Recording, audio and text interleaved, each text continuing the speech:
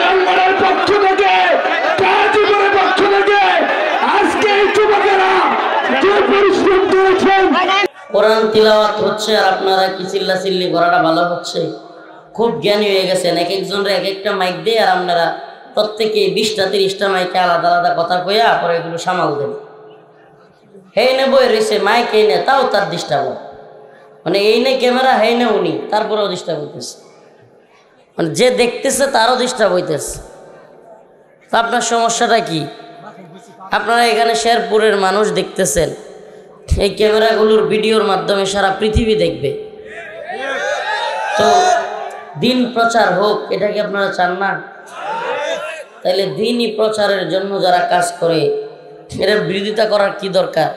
আর দেখা কি মাকসাদ যে আমারে দেখতেই হবে?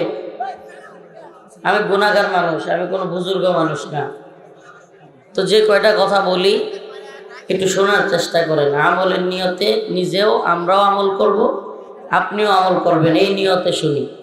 কোরআন তিলাওয়াত হচ্ছে আর আপনি চিল্লাচিল্লি করতেছেন, এটা খুব কষ্টকর।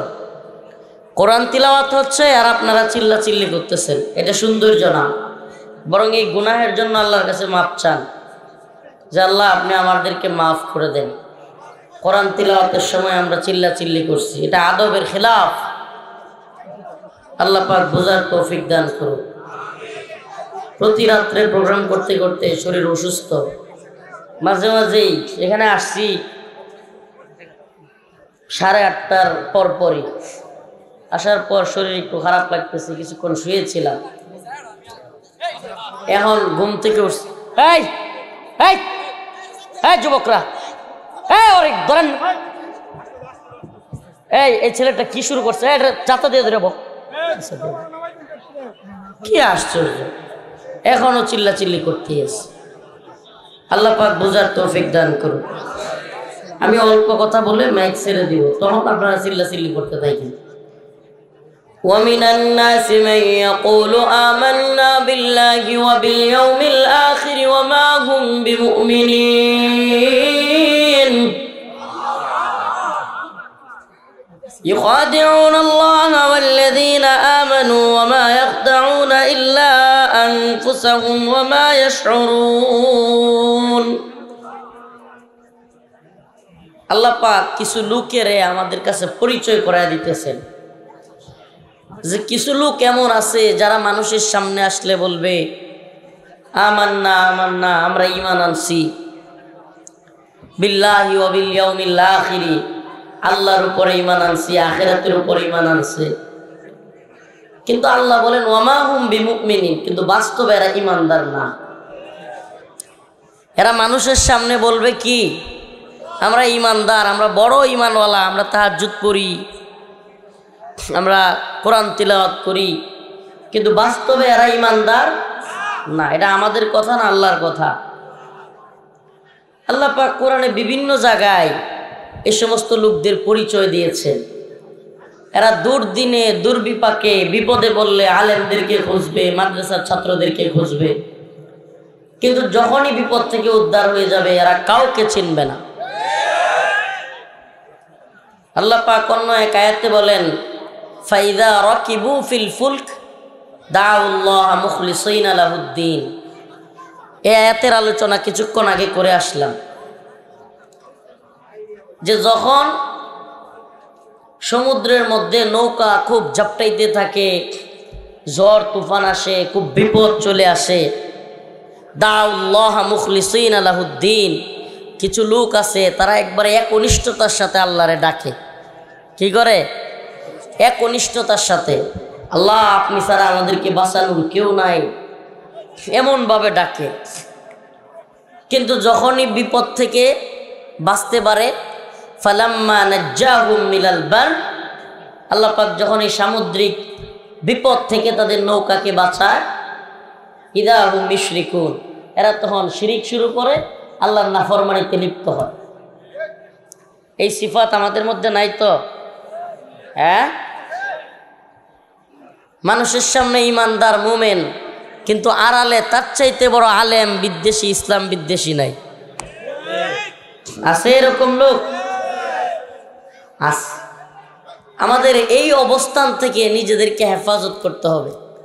আমাদের এখন নিফাকের ভয় নাই, আশ্চর্য লাগে, আস্তাগফিরুল্লাহ ওয়া আতুবু। অথচ হযরত ওমর ইবনুল খাত্তাব, যার ব্যাপারে রাসূল বলেছেন লাউ কানা বাদি নবিয়ান লাকানা ওমর, আমার পরে যদি কেউ নবী হইতো তাহলে সেটা হইতো ওমর। সুবহানাল্লাহ। এমন এক ব্যক্তি, আল্লাহ রাসূল মুনাফিকদের একটা লিস্ট এক সাহাবী হযরত হুযায়ফা ইবনুল ইয়ামান ওনার কাছে দিয়ে গেছিলেন, মুনাফিকদের লিস্ট, কারা কারা প্রকৃত মুমিন এবং কারা মুনাফিক। তো হযরত ওমর হুযায়ফা ইবনুল ইয়ামানরে গিয়া প্রায় জিজ্ঞেস করতেন, হুযায়ফা দেখো তো মুনাফিকের লিস্টে আমার নামটা নাই তো। সুবহানাল্লাহ। আপনি চিন্তা করতে পারেন কি কয়, মুনাফিকের লিস্টে আমার নাম নাই তো? কে সে? কোন ওমর? সুবহানাল্লাহ। যার ব্যাপারে পৃথিবীতে থাকতে জান্নাতের সুসংবাদ তারা পেয়েছিলেন। সুবহানাল্লাহ। এমন ব্যক্তি গিয়া কি খুঁজতেন যে আমার নাম মুনাফিকের লিস্টে নাই তো? কি ভয় তাদের ভিতরে ছিল, ঈমানের ভয় তাদের ভিতরে কি পরিমাণে ছিল।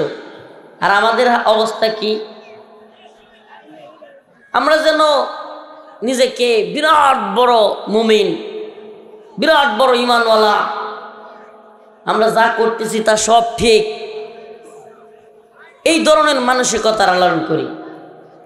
অথচ সাহাবায়ে কেরাম নিজেদের নিফাকের ভয় করতেন। আপনি কল্পনা করতে পারেন, রসুলের সাথে থাকা ব্যক্তি, রসুলের সবচাইতে প্রিয় সাহাবীদের একজন, অথচ নিজের ব্যাপারে যে আমি আবার মুনাফিক হয়ে গেলাম না তো? মুনাফিকদের অনেকগুলো আলামত আছে, তার মধ্যে উল্লেখযোগ্য কয়েকটা। এরা কথা বললে মিথ্যা বলে, ওয়াদা দিলে খিলাফ করে। কি করে? ওয়াদা দিলে ওয়াদা খিলাফ করে। আস্তাগফিরুল্লাহ। আল্লাহ আমাদেরকে হেফাজত করুক, বলেন আমিন। কথা বললে মিথ্যা কথা বলে, আমানতের খেয়ানত করে, এগুলো মুনাফিকদের লক্ষণ। অথচ আজকে আস্তাগফিরুল্লাহ আমাদের অনেকের মধ্যে এই বিষয়গুলো হর হামেশাই বিদ্যমান। অথচ তারপরেও জিজ্ঞেস করলে চার স্টলে বসে আছে, ভাই আসেন না একটু নামাজ পড়তে যাই। হট বেড়া, তোমার চাইতে আমার ঈমান অনেক পাকাভুক্ত আছে, যাও গিয়া নামাজ পড়ো গা। বলে কি বলে না? আমরাও বলি আপনার কেমন ঈমান, যে ঈমান আপনাকে চায়ের স্টল থেকে ধরে নিয়া মসজিদ পর্যন্ত নিতে পারে না, সেই ঈমান আপনাকে জাহান্নামের আগুন থেকে জান্নাতেও নিতে পারবে না। বিপদ আসলে, মুসিবত পড়লে আল্লাহ আল্লাহ করি, বিপদ কেটে গেলেই আল্লাহকে ভুলে যাই, বিপদ কেটে গেলে আলেমদেরকে ভুলে যাই, ছাত্রদের অবদান ভুলে যাই। এই অবস্থা আমাদের মধ্যে বিদ্যমান।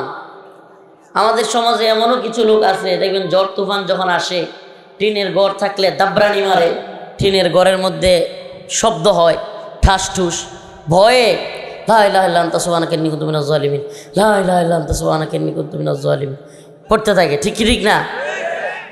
যেই তুফান বন্ধ হয়ে যায়, বৃষ্টি ঝড় বন্ধ হয়ে যায়, সিগারেট একটা জ্বালায় সুখ টান দেয়। আছে না নাই? হুজুরদেরকে কওমি সনদ, এটা সেইটা, তারপরে হুজুরদেরকে কয় যে মাদ্রাসা মসজিদে জঙ্গি নাই, এই নাই সেই নাই, কওমি সনদ দিয়া, এরপরে হাতের মধ্যে গিয়া চুমা টুমা দিয়া একেবারে নার্ভাস। ক্ষমতায় যাওয়ার পরে হুজুরদেরকে অ্যারেস্ট কর, গ্রেফতার কর, ধরে মার। ঠিকই ঠিক না? এই চরিত্রের লোক আছে না নাই? ومن الناس من يقول آمنا بالله وباليوم الآخر وما هم بمؤمنين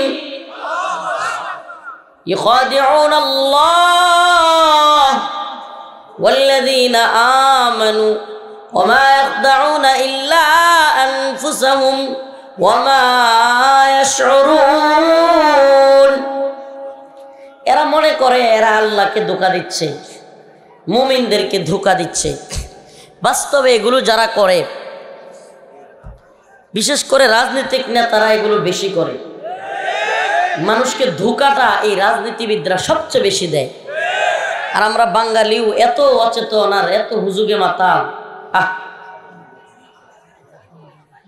4 বছর 9 মাস দুর্নীতি, সুদ, খুন, ঘুষ, মাইরা খাওয়া, মানুষের নামে মামলা দেওয়া, যা মন চায় এই নেতারা, চেয়ারম্যান, এমপি, উপজেলা চেয়ারম্যান, মন্ত্রী এরা করে। 4 বছর 9 মাস গেছে গা। এখন নির্বাচনের ঠিক আগ মুহূর্তে আর 3 মাস বাকি। কয় মাস?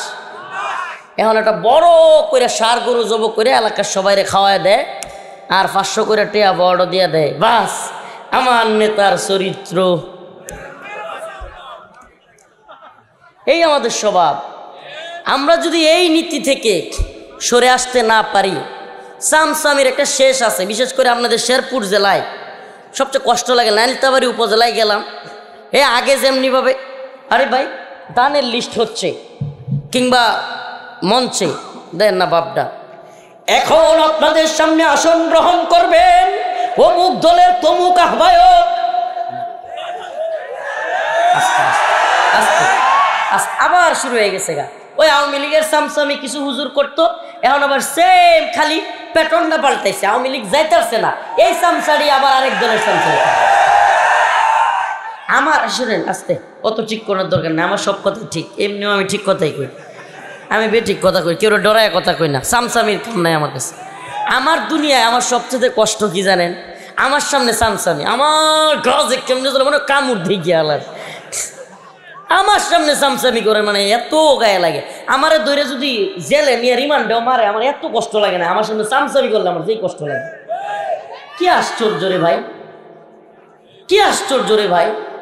মাদ্রাসা দ্বীনের জন্য, আল্লাহর জন্য এই নেতাগুলো, এগুলো আসলে, এগুলো দেখেন সবসময় আসে না, নির্বাচনের আগে আসে, কিংবা বাপ মা মরে গেলে দেখবেন নেতার মধ্যে বুঝ ঢুকে একটু।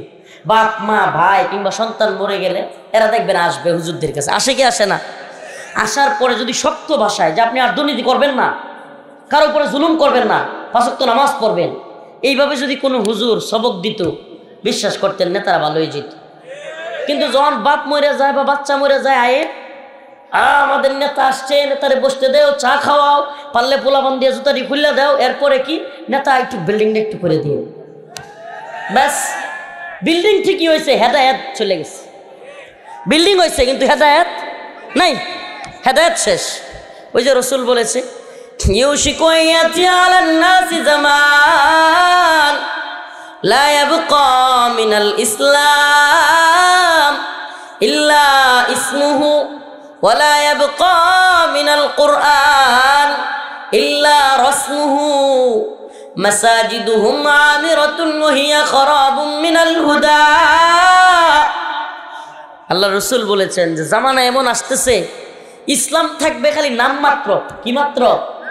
ইসলাম খালি যে ইসলাম, ইসলামউদ্দিন থাকবে কিন্তু ইসলামউদ্দিন নামাজ পড়তো না। শরীয়তপুর থাকবো কিন্তু শরীয়ত থাকতো না। কথা কয় না? এরকম অবস্থা হইব। নাম ইমান আলী কিন্তু কাম করে বেঈমানের। আছে না নাই? আমনে ঘর এলাকায় ইমান আলী থাকলে আবার হেরে ধরেন না। বলতেছি সব কিছুতে শুধুমাত্র কি থাকবে? একটা ঘটনা মনে পড়ছে। এক লোক তার দোকানের নাম দিছে ভ্যারাইটি স্টোর। কি নাম? Variety store. আসলে ভ্যারাইটি স্টোর এই সমস্ত দোকানগুলোর মধ্যে বিভিন্ন রকমের মালামাল পাওয়া যায়। তো এক লোক, তার নানা এবং সেই দুইজনে মিলে দোকান দিছে, নাম দিয়েছে নানা এবং নাতি ভ্যারাইটি স্টোর। এখন দোকানে এক লোক আসছে চালের জন্য, কয় চাল আছে, কয় নাই। আরেক লোক আসছে ডালের জন্য, কয় ডাল আছে, কয় নাই। কিছুক্ষণ পরে আইছে এক লোক তেলের জন্য, তেল আছে, কয় নাই। তখন ওই লোক শেষে যে আসছে ও সব দেখছে যে চালের লেগে আইছে চাল নাই, ডালের লেগে ডাল নাই, তেল নাই। এখন সেই লোক একটু খেপে গেছে, বেড়া নাম দিছিস ভ্যারাইটি স্টোর আর দোকানে কোনো কিছুই নাই, করে আর কইও না, আমার নানা যখন বাচ্চা ছিল তখন তো দোকানে সবই ছিল, কিন্তু নানা মারা যাওয়ার পরে জুয়া টুয়া খেললে সব বেচে দিছি। অন খালি নামটাই আছে ভ্যারাইটি স্টোর, কামের কাম কিছু নাই। তা আমাদের ইসলামের অবস্থাও এমন হয়েছে যে আমাদের নামটাই আছে সাইনবোর্ডে, কিন্তু কামের কাম কিছুই নাই। নেতারা যদি কন যে নেতা মাদ্রাসায় কোরআন শরীফ লাগবো, কয়টা লাগবো, 10টা, 20টা লয়ে যা।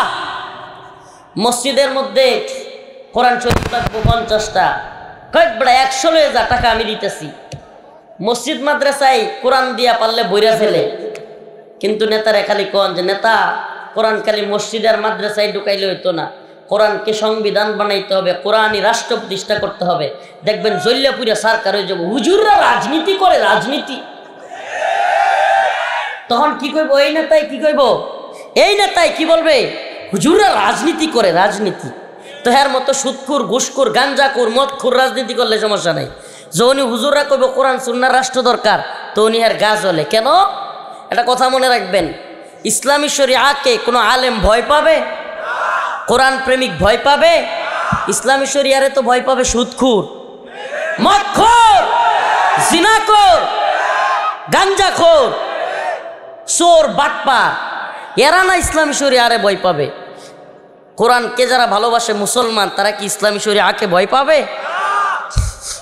সেই ভ্যারাইটি স্টোরের মুসলমান জিগাইবের নাম কি কয়, হ্যান্টিসিয়া, জন্টু, মন্টু, রেন্টু, সেন্টু, অভাব নেই, নামটাও ইসলামিক নেই।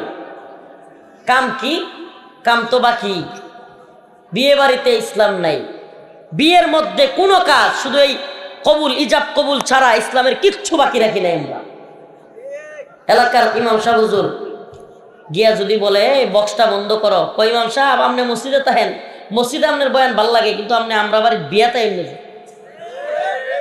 বলে, কি বলে না? এই ইসলাম দিয়া দিন প্রতিষ্ঠিত হবে না, এই মেন্টালিটি দিয়া দিন প্রতিষ্ঠিত হবে না। কেন বারবার এক জালেম যায় আর এক জালেম আমাদের সামনে হাজির হয়? কাহিনী কি? একটার পর একটা জুলুম।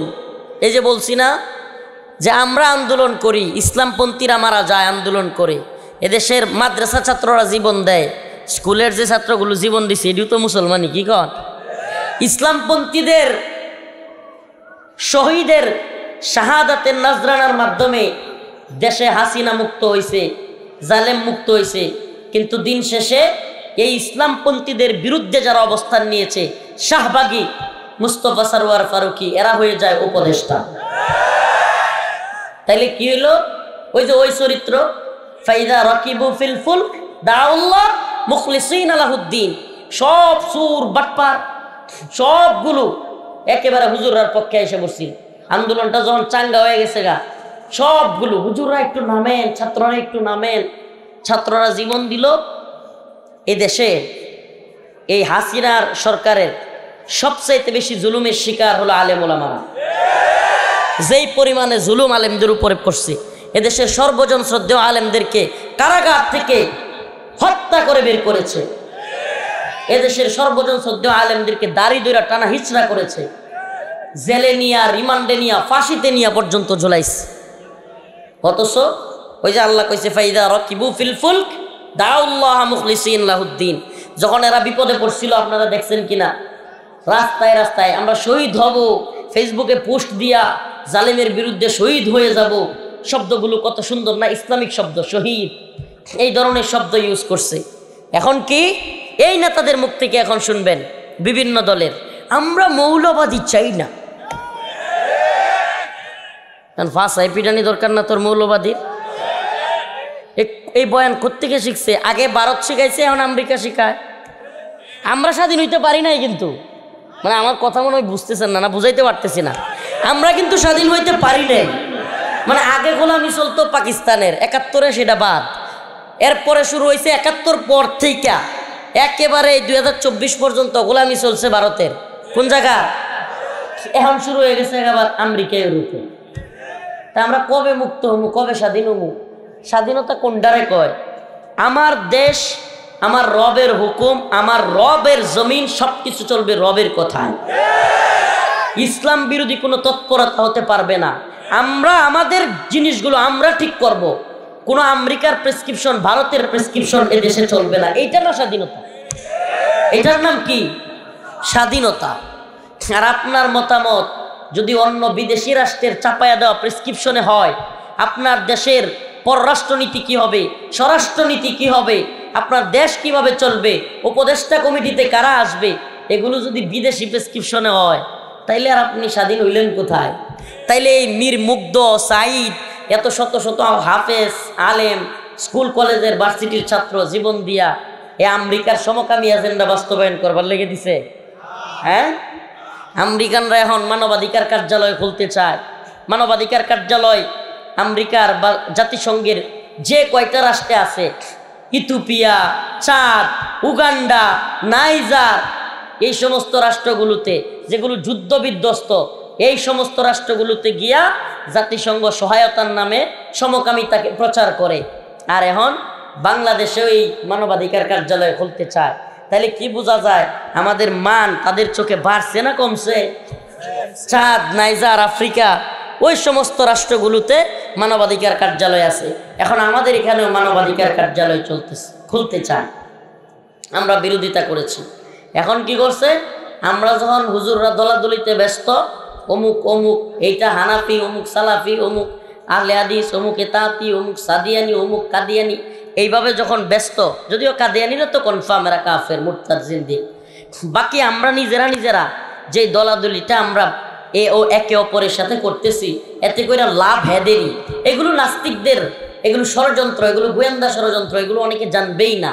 হুজুরদেরকে ভিন্ন খাতে ব্যস্ত রাইখা উপদেষ্টা হবে নাস্তিক প্রেমী শাহবাগীরা। এতে করে কি হবে, 4 দিন পরে এরাই আলেমদের বিরুদ্ধে। আমি অবাক হব না, আমি আগে বাগে বলতেছি, আল্লাহ মাফ করুক, আমার আগে বাগে জেলেও নেয়, তো আমি আগে বাগে বলতেছি, ছোট মানুষ দেখেন, এই সরকারও আল্লাহ না করুক আবার আলেমদের বিরুদ্ধে অবস্থান নিতে পারে। কারণ কি, যদি এরা আমেরিকান এজেন্ডা বাস্তবায়ন করতে গু ধরে রাখে, মানে একবার কঠিন অবস্থায় থাকতে চায়, তাহলে আলেমদেরকে বাধ্য হয়ে নামতে হবে। আর বাধ্য হয়ে নামতে হলে কি হবে, একটা অবস্থান, আবার সমস্যা তৈরি হবে। আর এরা আবারও চিন্তা করবে, আগে ভারতের কথায় শেখ হাসিনা হুজুরদেরকে ধরছে, এরাও চিন্তা করবে, যদিও এখন আর এই সামসামির কাম নাই, আমরা আমাদের অধিকার আদায় করতে শিখছি আলহামদুলিল্লাহ। এই উম্মার যুবকেরাও বুঝছে, এখন আর জালেমরা জুলুম করে পার পাবে না, কিন্তু অবস্থাটা তো খারাপ হবে, দেশের অবস্থাটা। আপনি কি কল্পনা করতে পারেন, এত কিছুর পরেও এই মুস্তফা সরোয়ার ফারুকীকে এখনো বাদ দেওয়া হয় নাই? এই প্রোপাগান্ডা নিউজ, ভুয়া গুজব নিউজ ছড়ায় গেছে, কিন্তু বাদ দেয় নাই।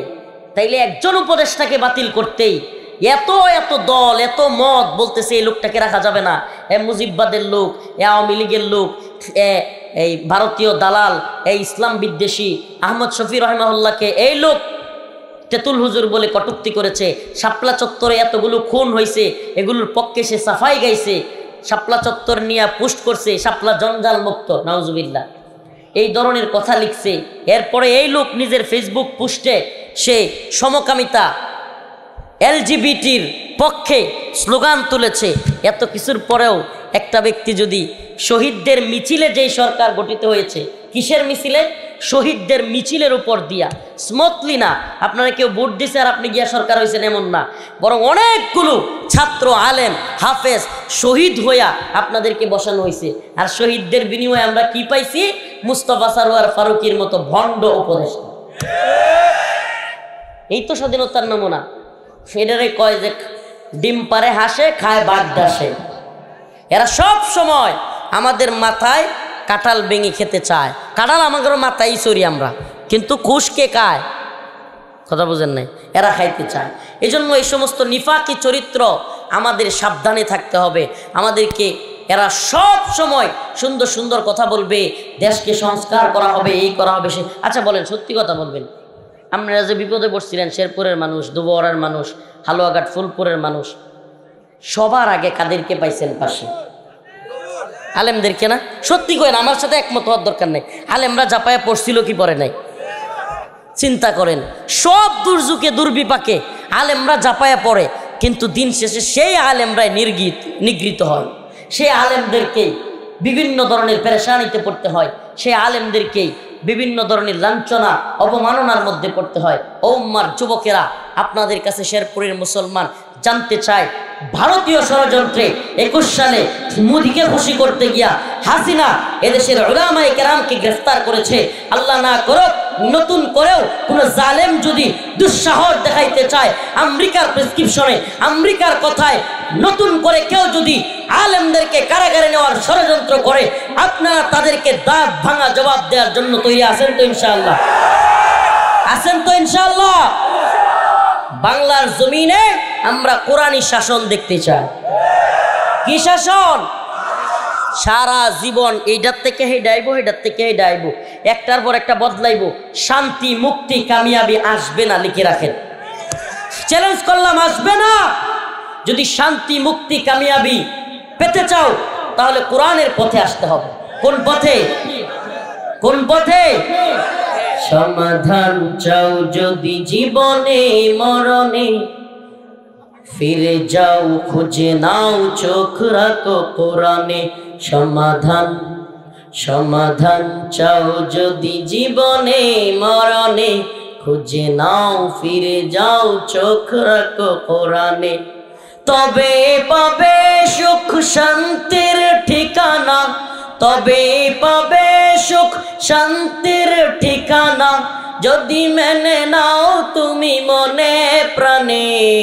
সমাধান সমাধান চাও যদি জীবনে মরণে, খুঁজে নাও ফিরে যাও চোখ রাখো কোরআনে। ঘরে বলো কিংবা রাষ্ট্রে বলো, ঘরে বলো কিংবা রাষ্ট্রে বলো, অশান্তি দূর করে শান্তি আনে। সমাধান সমাধান চাও যদি জীবনে মরণে, খুঁজে নাও ফিরে চাও চোখ রাখো কোরআনে। সমাধান আসতে হইলে, মুক্তি শান্তি কামিয়াবি পাইতে হইলে ভাই ও শেরপুরের যুবকেরা কোরআনের পথে আসতে হবে। আমার সাথে আওয়াজ দিয়ে বলো, প্রিয় ভাইয়েরা আমার, এই যে যুবকেরা চাকরি পাচ্ছে না, ভার্সিটি থেকে কলেজ থেকে গ্রাজুয়েট করতেছে, পড়াশোনা করতেছে, মাদ্রাসার তালিবুল ইলমরা বিভিন্ন মাদ্রাসা থেকে দাখিল কামিল পাস করতেছে, মাদ্রাসা থেকে মাওলানা হচ্ছে, দাওরায়ে হাদিস পাস করতেছে, কিন্তু যোগ্যতা অনুযায়ী চাকরি কোনো জায়গায় মিলতেছে না। 10-15 লাখ টাকা ঘুষ দিতে হয়, তারপরেও চাকরি মিলতেছে না। ঘুষের এক অভয়ারণ্য তৈরি হয়েছে। আমি তো বলি এই সবের পিছনে একটাই কারণ, ইসলামী শরিয়া না থাকা। প্রিয় যুবক ভাই, প্রিয় দায়ী, প্রিয় ইমাম, প্রিয় খতিব, প্রত্যেকের মাথায় আসুন না এই কথাটাকে ঢুকাই, এই কথাটাকে ছড়ায় দেই। এটা শুধু রফিকুল ইসলাম মাদানির বক্তব্য নয়, প্রত্যেকের বক্তব্য হওয়া উচিত। এই জমিন আল্লাহর, বিধান হবে আল্লাহ। আল্লাহর বিধান হলে কোনো ব্যক্তি ঘুষ খাওয়ার দুঃসাহস করতে পারবে না। কি অবস্থা যুবকের, 25 বছর হয়ে গেছে এখনো বিয়ে করতে পারে না, তার মনের মধ্যে পেরেশানি, হতাশা, চাকরি নাই, কবে বিয়ে করব, চাকরিটাও হচ্ছে না, এলাকায় মানুষ বেকার বলে কোটা দেয়, মনের মধ্যে কষ্টে ছেলেটা সিগারেট খায়, এমন হচ্ছে।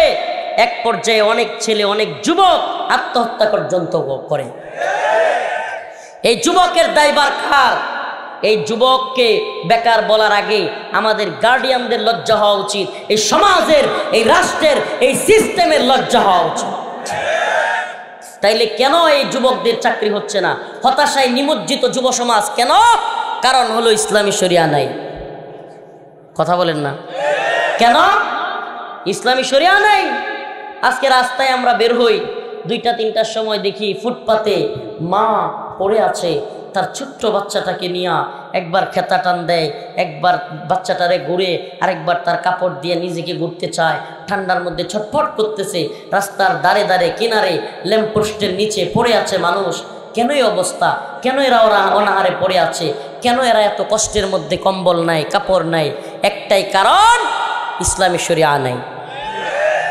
ইসলামী শরিয়া থাকলে এই ধরনের ভণ্ডামি হইতে পারতো না।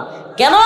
এই রাস্তাঘাটের দুরবস্থা, রাস্তাঘাটের ইট, সিমেন্ট, রড খাইয়া নেতারা শেষ করে দেয়, রডের বদলে দিয়ে দেয় বাঁশ। তারপরে নিজের বাড়িতে বড় বড় আলিশান বাড়ি করে বউরে চেইন কিনে দেয়। এই নেতারা 1 কোটি টাকার বাজেট, মন্ত্রী মাইরা দেয় 50 লাখ, এমপি মাইরা দেয় আরো 25 লাখ, 13 লাখ খায়লায় উপজেলা চেয়ারম্যান। ইউনিয়ন চেয়ারম্যানে কয় আমি একটু সাড়া দিয়ে দিই। এই অবস্থা চলছে কি চলে নাই? এই অবস্থার জন্য একটাই দায়, এটা হলো ইসলামী শরিয়া নাই। বুঝেন আমার কথা? মাথায় ঢুকতেছে? বুঝাইতে পারতেছি? একটা কনসেপ্ট মাথায় ঢুকান, আজকের আলোচনা সফল হয়ে যাবে। আমাদের ইসলামী শরিয়া লাগবে, কোরআন সুন্নাহ লাগবে। ও ভাই, মুফতি, বক্তা, শাইখুল হাদিস, কলামিস্ট, বুদ্ধিজীবী, আর্মি, এরপরে সকল দল মিলা আমরা চাইছি, ছাত্র জনতা, শিক্ষক সবাই মিলে আমরা চাইছি, আমরা কল্পনাও করতে পারি নাই আল্লাহ পাক হাসিনারে এইভাবে বিদায় করব। কল্পনা করছিলাম? করছে কি করে নাই? সবাই মিলে চাইলে আল্লাহ কয় ইন্নাল্লাহা লা ইউগাইয়িরু মা বিকওমিন হাত্তা ইউগাইয়িরু মা বিআনফুসিহিম। ততক্ষণ আমি কোনো জাতিকে পরিবর্তন করি না, আল্লাহ করেন না, যতক্ষণ না সে জাতি নিজেদের পরিবর্তন চায়, নিজেরা চেষ্টা করে। আমরা পরিবর্তন চেয়েছি, চেষ্টা করেছি, আল্লাহ পাক দিয়েছেন, ঠিক কি ঠিক না? অতএব আমরা যদি কোরআন সুন্নাহের জন্য চেষ্টা করি, কোরআন সুন্নাহ আমরা পাবো কি পাবো না? পাবো কি পাবো না? সমাজের প্রত্যেককে বুঝান, প্রত্যেক ইমাম সাহেব হুজুর মুসল্লিদেরকে বুঝান, খতিব সাহেব আপনার মসজিদের মুসল্লিদেরকে বুঝান, ও ছাত্র ভাই বন্ধুকে বুঝাও, শিক্ষক সহপাঠীদেরকে বুঝান, আপনার ছাত্রদেরকে বুঝান। আসুন না আমরা একটা কোরআনের সমাজ, কোরআনের রাষ্ট্র তৈরি করি। কি হবে? কোরআনের রাষ্ট্র তৈরি হলে 3 বছর, মাত্র 3 বছর।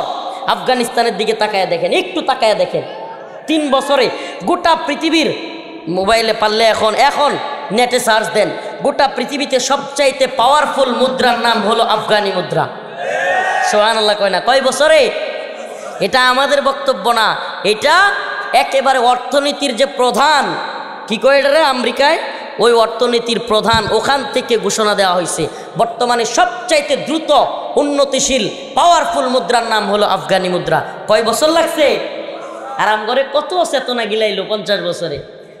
অমুক চেতনা, তমুক চেতনা, মুক্তিযুদ্ধের চেতনা, বাঙালি চেতনা, কত চেতনার ট্যাবলেট খাওয়াইছে না?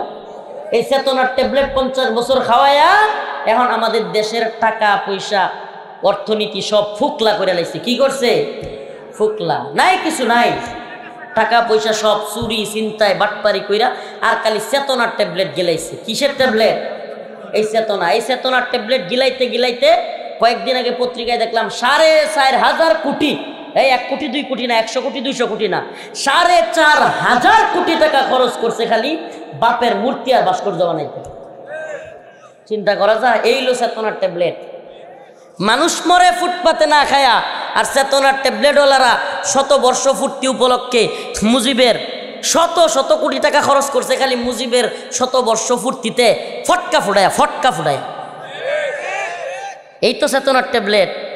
আফগান মোল্লারা চেতনার ট্যাবলেট বেছে না, এরা ঘর থেকে অফিসে যায় হাইটা, পায়ে হাইটা, মন্ত্রী ঘর থেকে পায়ে হাইটা অফিসে যায়, ছোট সাইকেল দিয়া যায়, রিক্সা দিয়া যায়। সুবহানাল্লাহ, সুবহানাল্লাহ কয় না? এ যুগেও হযরত ওমরের মতো রাতের অন্ধকারে মানুষের বাড়িতে বাড়িতে গিয়া খবর নেওয়া লোক দেখতে চাও? আফগানের দিকে তাকাও। চেতনার ব্যবসা বন্ধ, এবার কোরআনের ব্যবসা চালু হোক। এই চেতনা ব্যবসা বন্ধ হোক, কোরআনী ব্যবসা চালু হোক। আসুন আমরা কোরআনের আওয়াজকে সব জায়গায় ছড়াইয়া দেই, এই নিফাক মুক্ত প্রকৃত ঈমানী চরিত্রওয়ালা জিন্দেগি গঠন করি। রাজি আছেন ইনশাআল্লাহ? রাজি আছেন ইনশাআল্লাহ? এই কোরআনের সাথে থাকলে কোরআনের মাদ্রাসাটার পাশে থাকতে হবে না? এই মাদ্রাসাওয়ালারা নতুন প্রতিষ্ঠান বাহরুল উলুম আরবি গ্রামার মাদ্রাসা ইসলামী গবেষণা কেন্দ্র, এই কোরআনের গবেষণা কেন্দ্রে আপনাদের কাছে আজকে এই প্রতিষ্ঠানের কাজ চলতেছে। আমি আপনাদের কাছে উঠবেন না, আর কিছু কথা আছে, দয়া করে উঠবেন না প্লিজ। আমরা মুসাফির মাজলুম, আপনারা যে যেমন পারেন এই মাদ্রাসাটায় অনেক লোক মাশাআল্লাহ 1000 2000 5000 500 100 যে যেমন পারেন একটু আমাদেরকে মঞ্চে আমার হাতে দিয়ে যেতে পারেন, কিংবা রুমাল ছেড়ে দেন। মঞ্চে আমার হাতেও বড় অঙ্কের অ্যামাউন্ট থাকলে আপনারা আমার হাতেও দিয়ে যেতে পারেন। মাদ্রাসার জায়গা কিনা হবে, মাদ্রাসার জায়গার জন্য ভাড়ায় চলতেছে, অল্প অল্প করে শরিক হই। আমি প্রয়োজনে এই 100 ইটের টাকা দেই, 500 ইটের টাকা দেই, কিংবা 1 হাত জায়গার দাম দেই। এটা আমার পক্ষ থেকে মাদ্রাসার জন্য আমি কিছু দিলাম। যা পকেটে আমার পকেটে রুমাল দেন, আরো কিছু কথা বলতেছি। এখানে আমিও কিছু দিলাম, আমার আব্বা নাই, আমার আব্বার